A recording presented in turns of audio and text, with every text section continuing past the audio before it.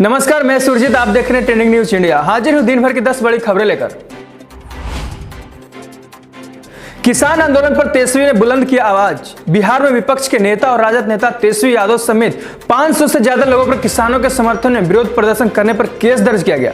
इन पर बिना प्रशासन की इजाजत के गांधी मैदान के पास सभा करने के आरोप है। प्रशासन ने उन पर आईपीसी की कई धाराओं और महामारी एक्ट के तहत मुकदमा दर्ज किया है। जिन पर केस दर्ज हुआ है उनमें से तेजस्वी यादव के अलावा राजद के 18 नेता नामजद किए गए।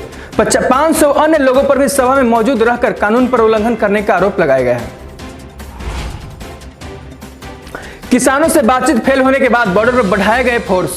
सिंघू बॉर्डर पर धरने पर बैठे किसानों की संख्या हर रोज बढ़ रही, तो यहां फोर्स की तैनाती में भी इजाफा हो रहा। दिल्ली पुलिस की anti terror squad special cell के सीनियर अफसर भी अब ड्यूटी में तैनात किए गए। ये अधिकारी बॉर्डर पर सुरक्षा व्यवस्था की जिम्मेवारी संभाल रहे हैं। सिंघू बॉर्डर पर एक तरफ रैब के जवानों को फ्रंटलाइन तैयार किया गया है, तो दूसरी ओर किसानों की तरफ से फ्रंटलाइन पर निहंग सरदार तैनात है। हाथों में तलवार कृपान लिए घोड़े के साथ मौजूद निहंग सरदार वक्त वक्त पर तलवारबाजी दिखा रहे हैं। कैलाश विजयवर्गीय ने कहा, जनवरी से हो सकता है बंगाल में सीएए लागू। बीजेपी के वरिष्ठ नेता कैलाश ने शनिवार को कहा कि संशोधित नागरिकता कानून अगले साल जनवरी से लागू हो सकता है। भाजपा के राष्ट्रीय महासचिव ने आरोप लगाया कि तृणमूल कांग्रेस की सरकार शरणार्थियों के प्रति हमदर्दी नहीं रखती है। उत्तर 24 परगना जिले के आर-न्यू अन्याय अभियान से इतर उन्होंने पत्रकारों से कहा, हमें उम्मीद है कि सीएए के तहत शरणार्थियों को नागरिकता देने की प्रक्रिया अगले साल जनवरी से शुरू हो जाएगी। किसान और सरकार के बीच अगली बैठक 9 को तय हुई। किसान कृषि कानून को वापस लेने की मांग पर अड़े हैं। बैठक में कोई ठोस नतीजा नहीं निकलने के बीच प्रदर्शनकारी किसानों ने आंदोलन को तेज करने की चेतावनी दी है। कृषि कानून पर गतिरोध खत्म होने पर जुटी केंद्र सरकार ने 9 दिसंबर को एक और बैठक बुलाई। कृषि मंत्री नरेंद्र सिंह तोमर ने शनिवार को कहा कि सरकार ने किसानों को आश्वासन दिया है कि न्यूनतम समर्थन मूल्य पर खरीद जारी रहेगी और मंडियों को मजबूत किया जाएगा।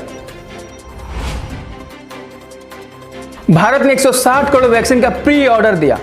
कोरोना वायरस के खिलाफ जंग में चीन ने 4, रूस ने 2 और यूके ने 1 वैक्सीन को इमरजेंसी अप्रूवल दे दिया है। भारत में भले ही वैक्सीन को अप्रूवल ना मिला हो, लेकिन प्री ऑर्डर में सबसे आगे है। एक ग्लोबल एनालिसिस के मुताबिक भारत ने 160 करोड़ डोज सिक्योर कर लिए हैं। एक्सपर्ट कह रहे हैं कि यह 80 करोड़ लोगों को कवर करेगी, यानी हमारे देश की 60% आबादी को यह हर्ड इम्यूनिटी विकसित करने में काफी अहम रोल होगा। 8 तारीख को भारत बंद रखने कांग्रेस ने किया समर्थन। नए किसान कानून के विरोध में चल रहे आंदोलन का रविवार को 11वां दिन है। इसी बीच कांग्रेस, तृणमूल कांग्रेस और तेलंगाना का राष्ट्रीय समिति ने 8 दिसंबर को किसानों के भारत में बंद रहने का पूरा समर्थन देने का ऐलान किया। दूसरी ओर नई रणनीति को लेकर किसानों संगठनों के बीच सिंघू बॉर्डर पर अहम बैठक चल रही। इसमें आगे की योजनाओं पर चर्चा हो रही। कांग्रेस नेता नवजोत सिंह सिद्धू ट्वीट कर बोले, असहमति की चिंगारी ने देश को एक किया है। कांग्रेस नेता नवजोत सिंह सिद्धू ने किसान आंदोलन का समर्थन करते हुए कहा कि किसानों की गर्जना पूरी दुनिया से सुनी है। सिद्धू ने ट्वीट कर कहा कि आज हिंदुस्तान अपनी ताकत दिखा रहा है। किसान आंदोलन अनेकता में एकता की रचना कर रही है। यह असहमति की चिंगारी है जो एक आंदोलन में पूरे देश को एक कर देती है, जिसमें सभी जाति, रंग, नस्ल के लोग एक साथ हो जाते हैं। किसानों की अहंकार पूरी दुनिया में सुनाई दे रही है। मुंबई में शादी समारोह के दौरान फटा सिलेंडर, 20 लोग हुए घायल।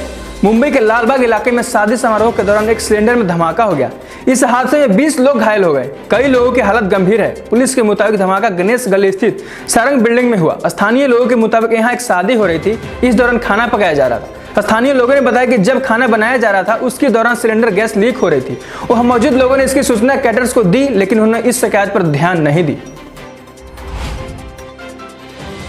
मुंबई में पेट्रोल डीजल के भाव बढ़े। पेट्रोल डीजल की कीमतों में लगातार तेजी का सिलसिला जारी है। रविवार को सरकारी तेल कंपनियों ने पेट्रोल 28 पैसे और डीजल की कीमतों में 30 पैसे की बढ़ोतरी कर दी। मुंबई में पेट्रोल बढ़कर 90.05 रुपये प्रति लीटर हो गया, जबकि डीजल के दाम 30 पैसे बढ़कर 80.23 रुपये प्रति लीटर के हिसाब से बिक रहा। इंडिया ऑस्ट्रेलिया के T20 सीरीज का दूसरा मैच जारी। भारत और ऑस्ट्रेलिया के बीच 3 मैचों के T20 सीरीज का दूसरा मुकाबला सिडनी क्रिकेट ग्राउंड में खेला जा रहा है। टीम इंडिया के कप्तान विराट कोहली ने टॉस जीतकर गेंदबाजी का फैसला किया। ऑस्ट्रेलिया को पहले बल्लेबाजी का न्योता दिया। भारतीय टीम को 3 मैचों की सीरीज में 1-0 की बढ़त हासिल है। अब विराट की नजरें रविवार को सीरीज पर अपने नाम करने पर है। यह मुकाबला भारतीय समय अनुसार 1:40 पर शुरू होगा। बाकी ऐसे ही अन्य तमाम खबरों के लिए बने रहे हमारे साथ। देखते रहिए ट्रेंडिंग न्यूज इंडिया।